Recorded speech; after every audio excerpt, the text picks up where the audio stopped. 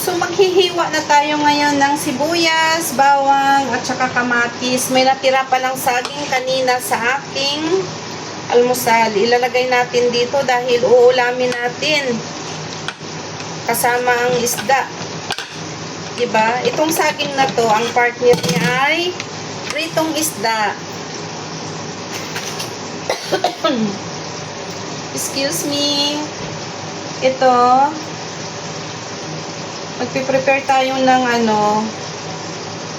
mga sangkap na igigisa natin sa ating munggo habang nagpiprito tayo at nagsasaing. So,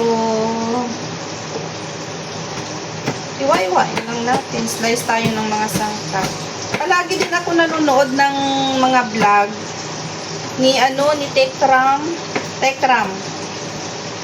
Palagi ako nanonood ng mga vlog niya, Sweet Mary, Jano, at saka mababait yung na yan mga pamilya na yan. Yung mga na yan, mga Sweet Mary at saka Tekram. Gusto ko yung mga ugali nila. Si Rob din, yung mag-ama na yun na nagbablog. Basta marami ding nagbablog na na tumutulong sa mga mahihirap. Ang sa mata, takpan ko muna. Hindi ko kaya. Nagluluha ako.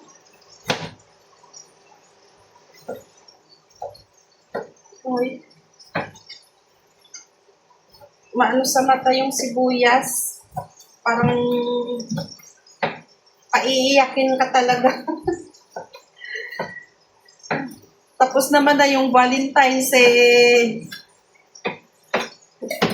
umiyak na tayo sa mga nagjojowa yun. Happy sila kasi nabigyan sila ng mga flower. Ayan. So, ito na sibuyas, kamatis at saka bawang. Na-prepare ko na rin yung yung baboy ko. Ito. Na natin siya. Hintayin natin maluto, sinaing natin. Ano ba yan? Naiyak tuloy ako sa sibuyas. Ay, nako. So, ito, meron tayong pechay pala na ilalagay sa sa munggo. Naglalagay ako minsan ng pechay. Kahit anong gulay nilalagay ko kasi mahirap nga naman pag yung wala kang ilalagay na gulay. Masarap din tong pechay. Yan.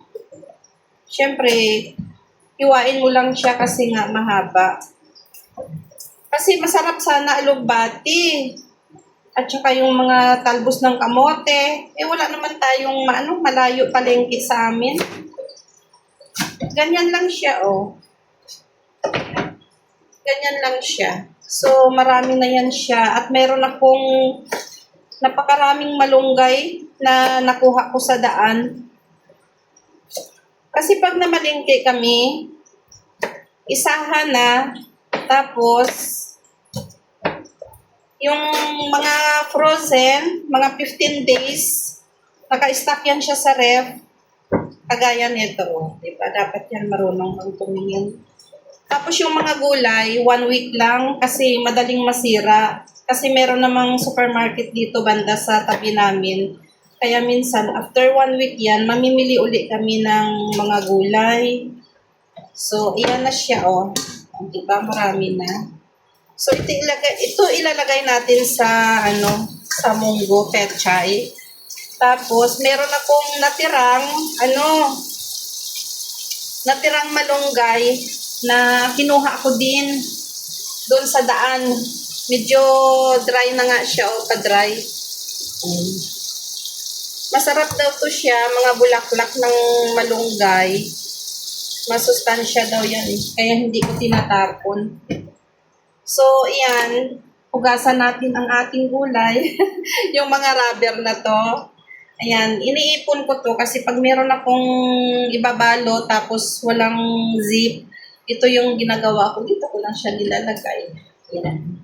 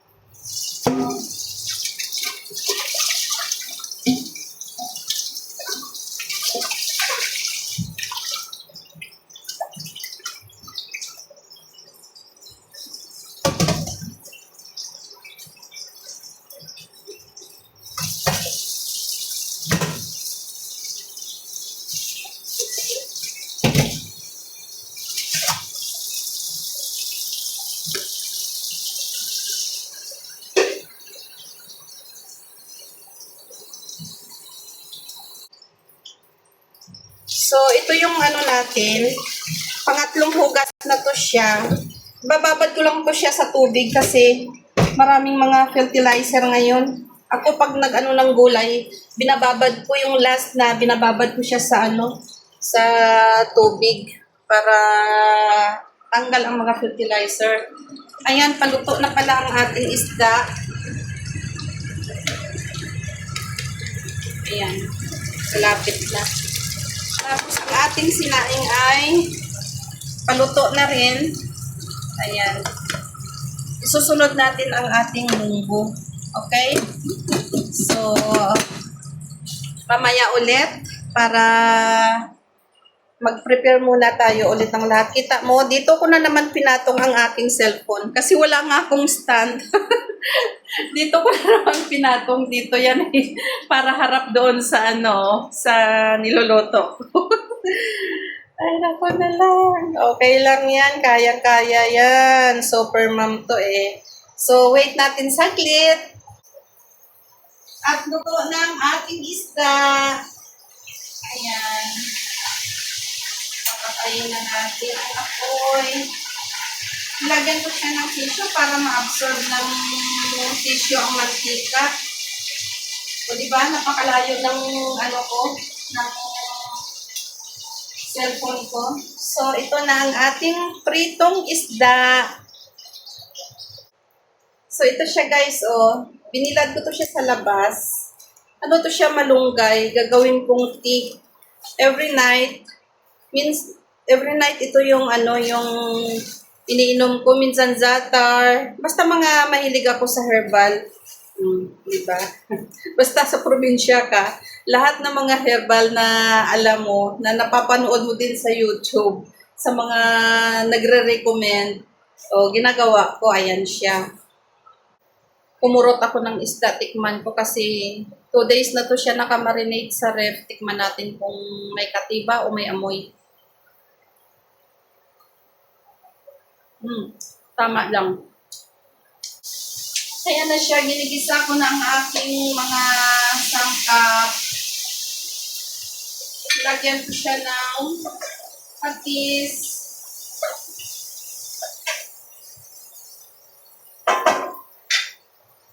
Ito siya guys. Yan. Nandiyan na siya. Ginisa ko na siya sibuyas, bawang. Ayan. Kamatis. So, hintayin natin saglit. Lagay ko ng munggo.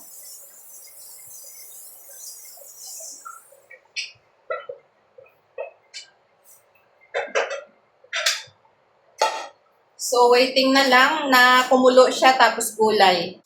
Lagyan natin siya ng ano. Wala akong magic sarap. Maganda sana pag may ano, may magic sarap. Para dagdag din pangdasa. Antayin lang natin. Lalagay na natin ang pechay. Ito siya. Tapos ano, kasunod yung malunggay.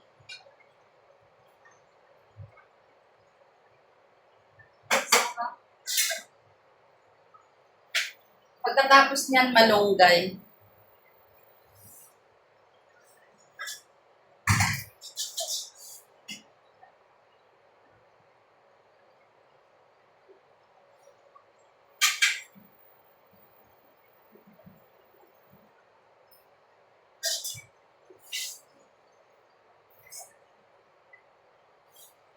Lalagay ko ng malunggay.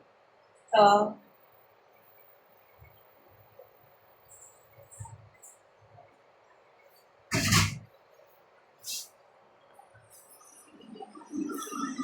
ito na siya. Pasensya na kayo sa aking kawali.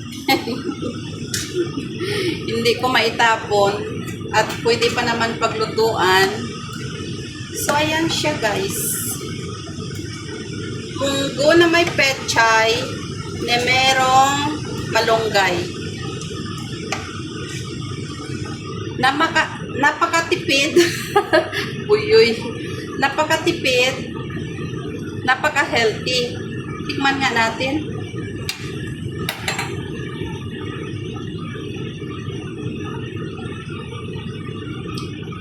Sakto talaga. Grabe. Sarap. Ayan, luto na. Kainan na. So, hanggang dito na lang ang ating video. Sana mapanood nyo. Please like and share ng aking video sa Lina Onciano channel. Bye-bye. Maraming salamat.